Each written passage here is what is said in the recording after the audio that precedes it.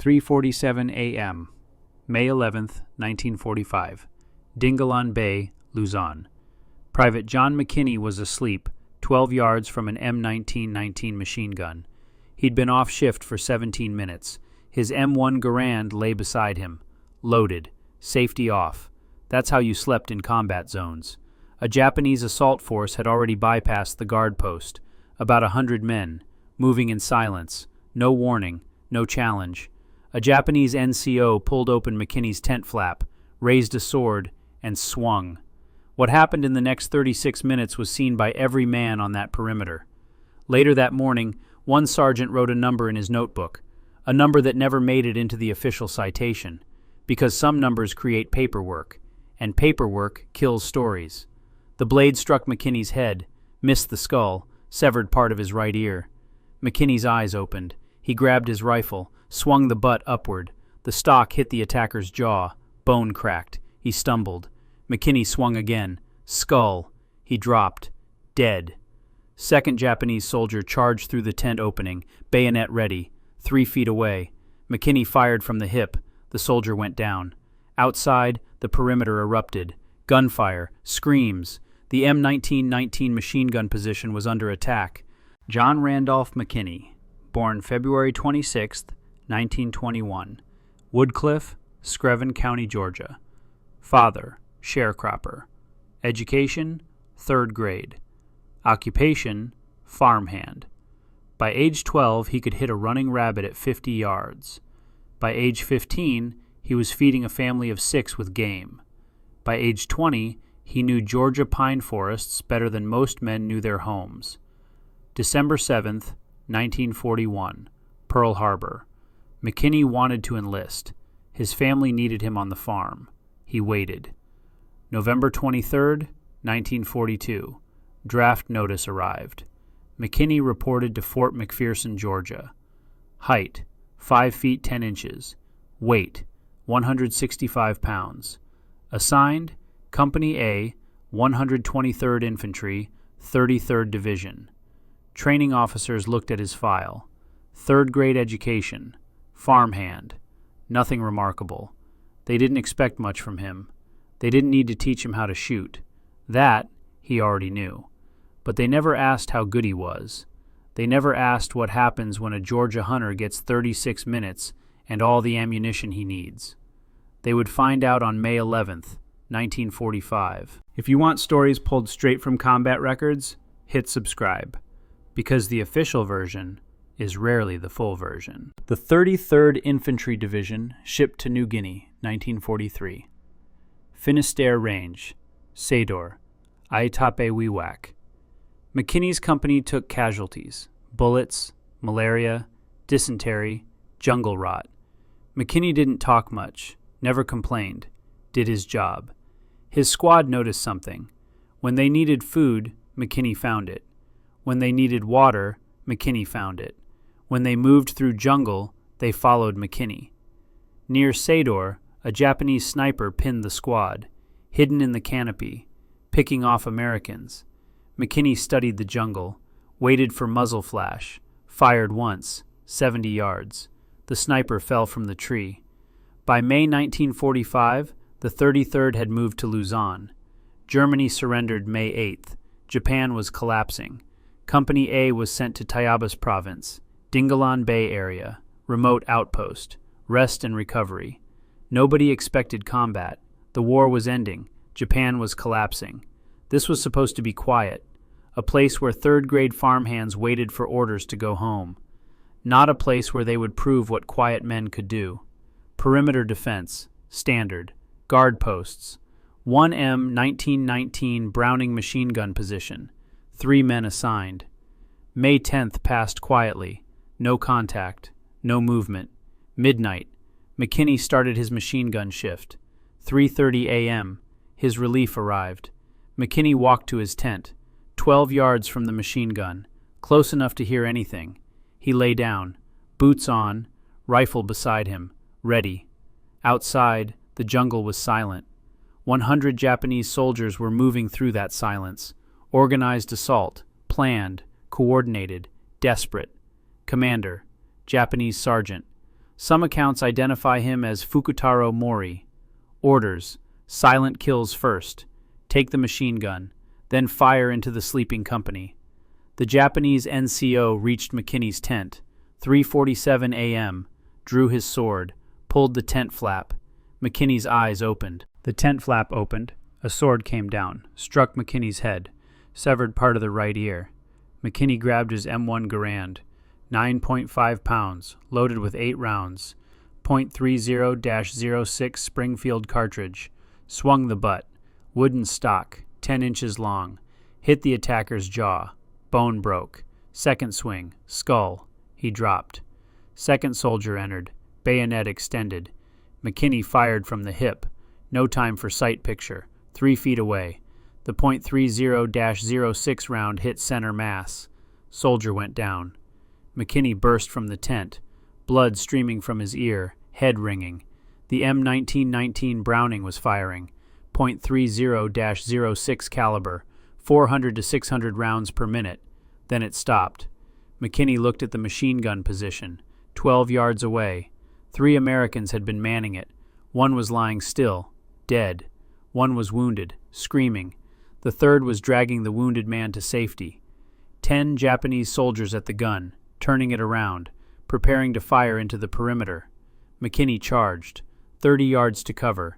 He ran full sprint, rifle at his shoulder. 3 Japanese turned, saw him, raised rifles. McKinney fired while running. First shot, soldier dropped. Second shot, another down. Third shot, ping! The M1 Garand's 8-round on-block clip ejected. Empty. The distinctive sound. Every soldier knew it. Garand out of ammo. 7 Japanese left at the gun. McKinney leaped over the sandbag wall, landed in the emplacement. Close quarters. Arm's reach. One soldier swung his rifle butt. McKinney ducked, came up inside, rammed his rifle barrel into the soldier's throat, pulled the trigger. Empty chamber, but the impact crushed the windpipe.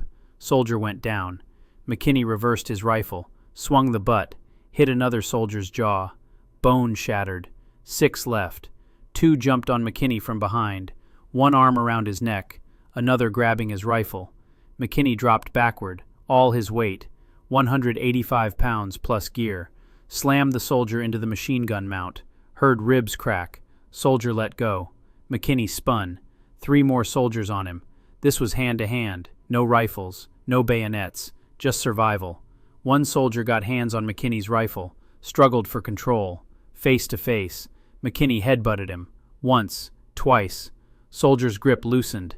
McKinney ripped the rifle free, swung. Butt connected with skull. Soldier dropped. 4 remaining. McKinney swung the rifle like a club. Ribs, skulls, arms, breaking bone. One soldier pulled a knife, lunged at McKinney's stomach. McKinney turned sideways. Blade sliced uniform, scratched skin. No penetration.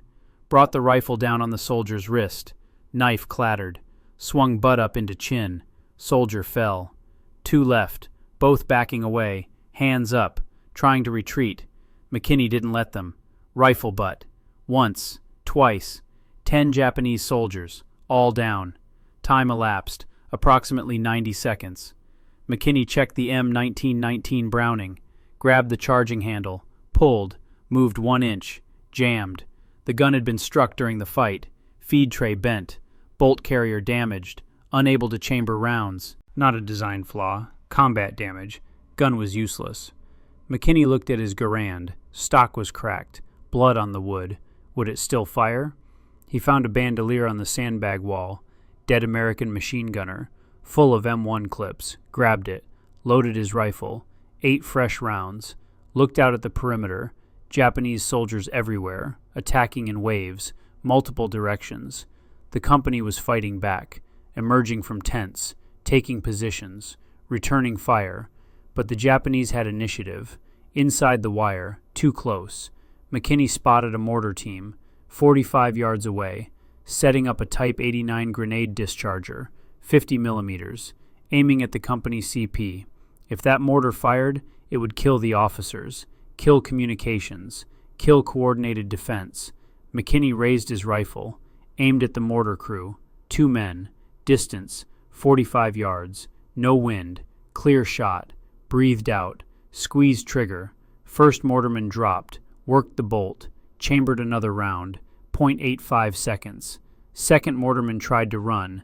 McKinney fired. He dropped.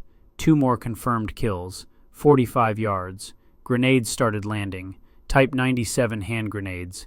One landed 15 feet from McKinney. Explosion. Shrapnel tore through air. Piece caught his left forearm. Shallow cut. McKinney moved. Jumped to new position. Supply crate. Cover. Knee mortar shells began falling. 50 millimeter Type 89. Fired from 200 yards out. Walking toward American positions. One landed 10 feet away. Explosion. Dirt sprayed. McKinney relocated again. Never stay in one place. Snipers train you. Shoot and move. He fired 8 rounds from one spot. Ping. Clip ejected. Reloaded while moving. New cover. Fired 8 more. Each shot had to count. No wasted ammunition. Japanese kept coming. Small unit tactics. One group covering fire, another group advancing. McKinney recognized the tactic. He'd seen it in New Guinea. When a group advanced, he switched targets. Shot the men providing covering fire. Dropped the machine gunner. Dropped the rifleman. Advancing group would hesitate. No cover fire. Go to ground. Then McKinney shot them while pinned. Cold mathematics. Brutal calculation.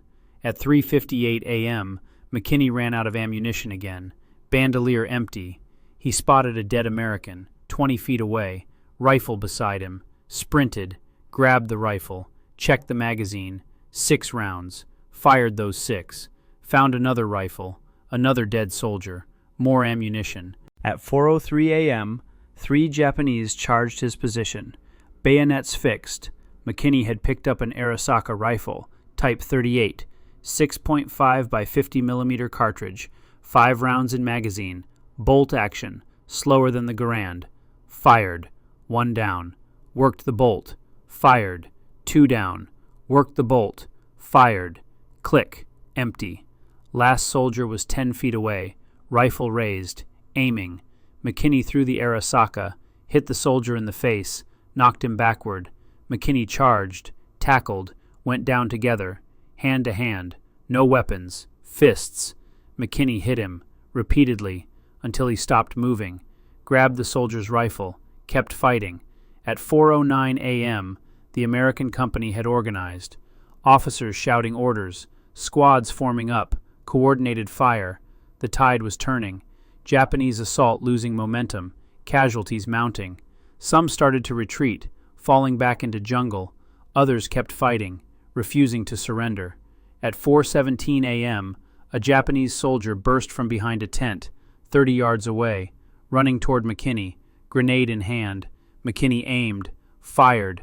Soldier dropped. Grenade rolled, exploded 5 seconds later. More soldiers appeared. McKinney fired, reloaded, fired again. At 4:23 a.m., the shooting stopped. Not complete silence. Gunfire in the distance. Screaming. Wounded men. But around McKinney's position, no more attackers. He crouched behind the supply crate, breathing hard, listening. American voices. Medic! Clear left! Reloading! The perimeter had held. Footsteps behind him. American boots. Friendly! Don't shoot! Lieutenant arrived. 2 squad members. They stopped, stared, at McKinney, at the bodies, at the machine gun emplacement, at the blood. One soldier whispered, Jesus Christ. McKinney sat down, back against supply crate, rifle across lap. The lieutenant knelt. McKinney, you hit? McKinney touched his ear, what was left of it. I'm okay. Medic! Time, 3:47 a.m. to 4:23 a.m. Duration, 36 minutes. The count would come later. The sun rose at 5:47 a.m. Light revealed the battlefield. The lieutenant walked the perimeter, notebook in hand, counting bodies. At the machine gun emplacement, 10 Japanese soldiers, killed in close quarters. Rifle butts, bayonets, hand to hand. The lieutenant counted again, verified, 10. He moved outward from the gun, concentric circles, searching, bodies in the undergrowth, behind supply crates, near the perimeter wire. At 6:15 a.m., the count reached 38. 38 dead Japanese around the machine gun position. The lieutenant walked to the mortar site, 45 yards from the gun. 2 bodies. The mortar crew McKinney had shot. Distance, 45 yards. Confirmed. Total, 38 plus 2 equals 40. The lieutenant wrote in his notebook, Private McKinney, 40 confirmed kills. 40 was a number that could be signed.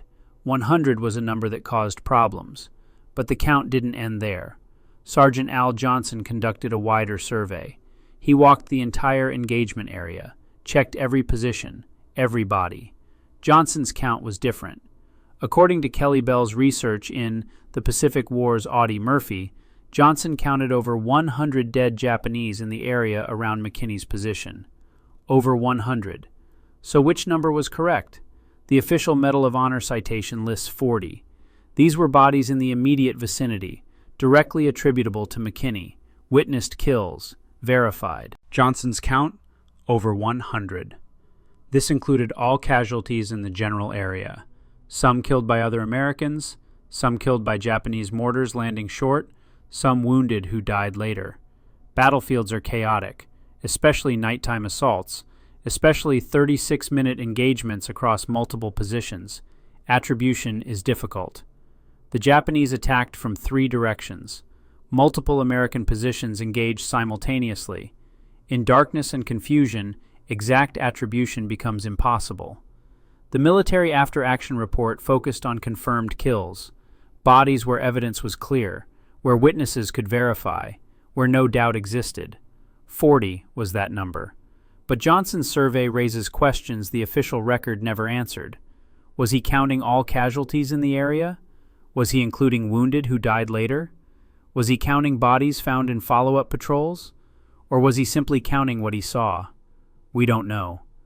What we know, different surveys, different times, different methodologies produced different numbers. This isn't unusual. Body counts are notoriously unreliable, especially in fluid nighttime engagements. The Japanese military had a tradition of recovering casualties. They would return after battles to collect bodies. The number on the battlefield immediately after? 1 number. The number actually killed during the assault could be much higher, could be lower. The truth is complicated. What isn't complicated? Private John McKinney, alone at the machine gun, fought off a numerically superior force. He held the line. He protected his company. He survived. 40 or 100 doesn't change what happened at 3:47 a.m. 1 American soldier under attack by approximately 100 enemy troops maintained his position for 36 minutes. The perimeter didn't fall. That's what earned him the Medal of Honor. Not the body count, the performance under fire, the documented fact that he didn't break. The Medal of Honor citation was submitted June 15, 1945, 1 month after the battle. It read, "By his indomitable spirit, extraordinary fighting ability, and unwavering courage in the face of tremendous odds, Private McKinney saved his company from possible annihilation and set an example of unsurpassed intrepidity." The War Department approved it February 4, 1946, General Orders No. 14. McKinney was promoted to sergeant, January 23, 1946, the White House, Washington, D.C. Sergeant John McKinney stood in dress uniform, still uncomfortable with attention. President Harry S. Truman pinned the medal to his chest. Truman called it a great citation. Reporters asked questions. How did you survive? How did you kill so many? McKinney's response, everybody in the infantry should get one. The infantry had it roughest of all. No bravado, no glory, just fact. The press moved on. McKinney returned to Georgia.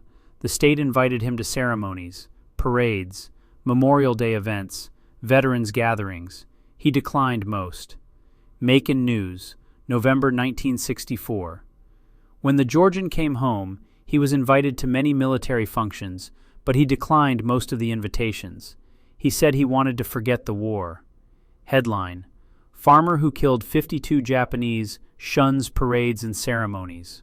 Note the number, 52. Different from the official 40. Different from Johnson's 100. The body count had become legend. growing with each retelling, shrinking with each official review. McKinney didn't care about the numbers. He farmed, hunted, fished, never married, lived alone, kept to himself. Neighbors knew he was a veteran. Some knew about the medal. He didn't talk about it.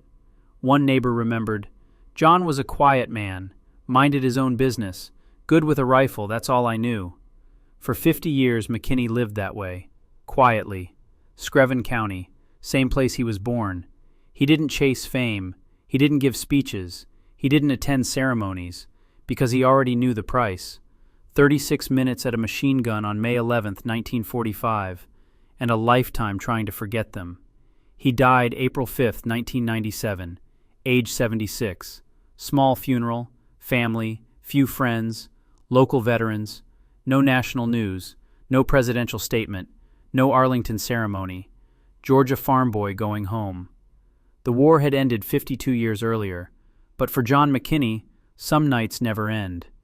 2017, 20 years after his death, Georgia renamed a highway, John R. McKinney Medal of Honor Highway, Interstate 16 through Screven County.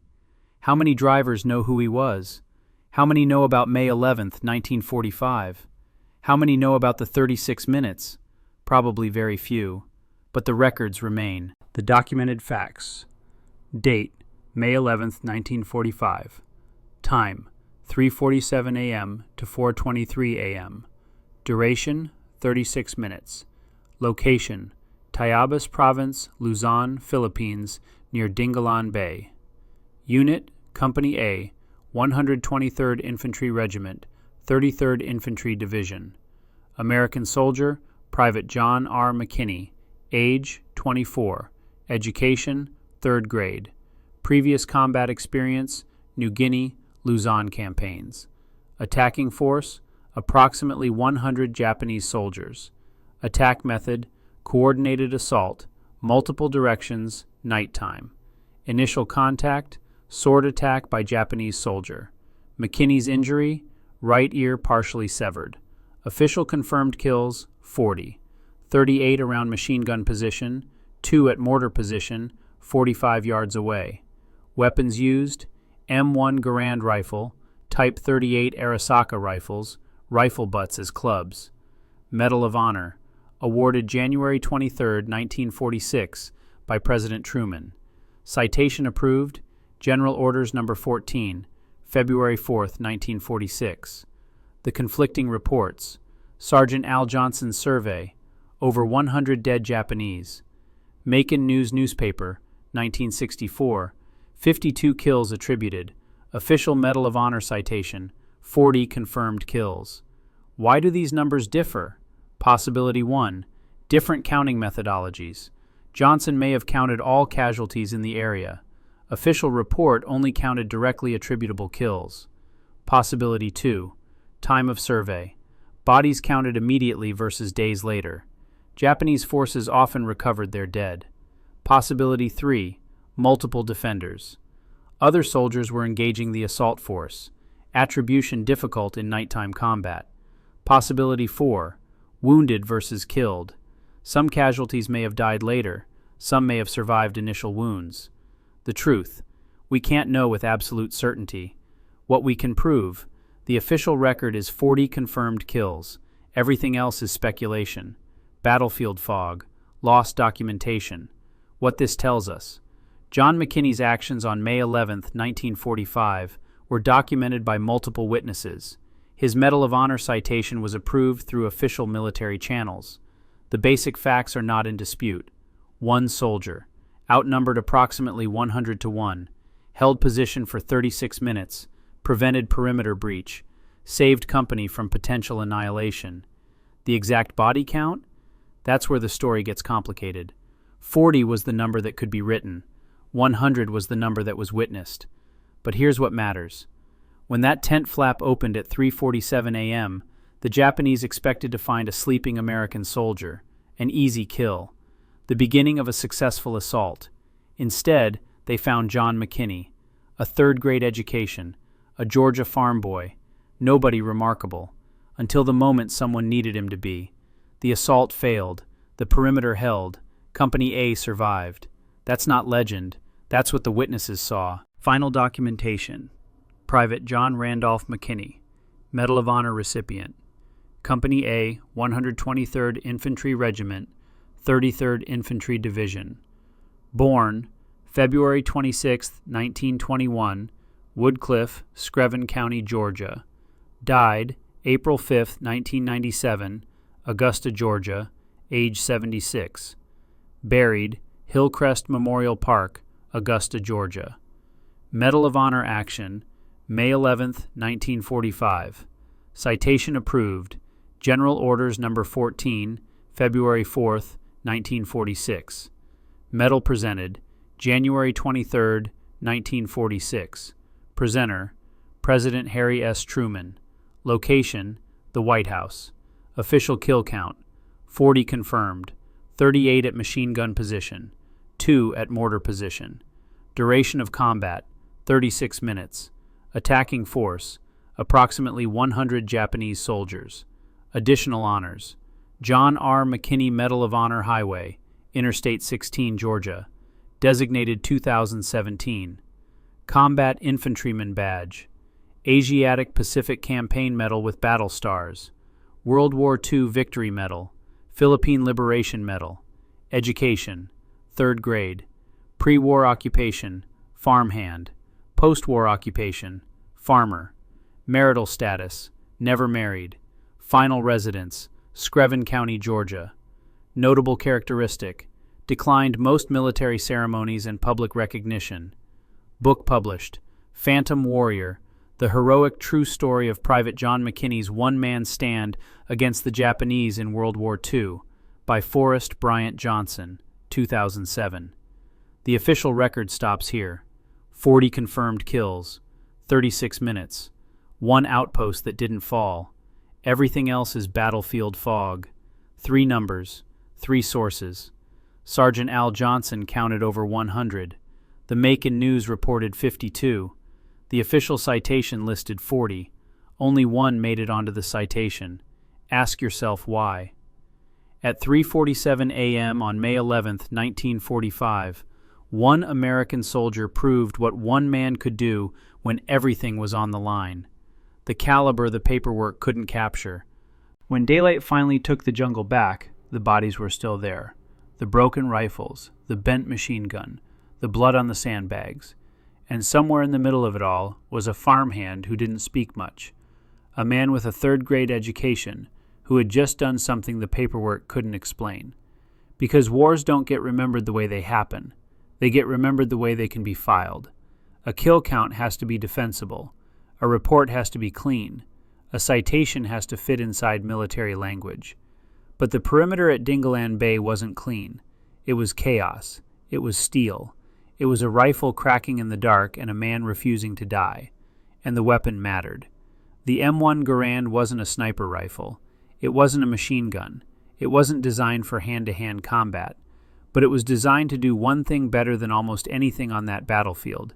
Keep firing. Semi-automatic. Fast follow-ups. No bolt to work. No pause.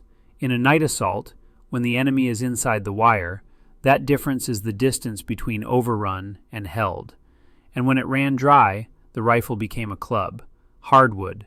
Weight. Momentum. Not elegant. Not heroic. Just physics.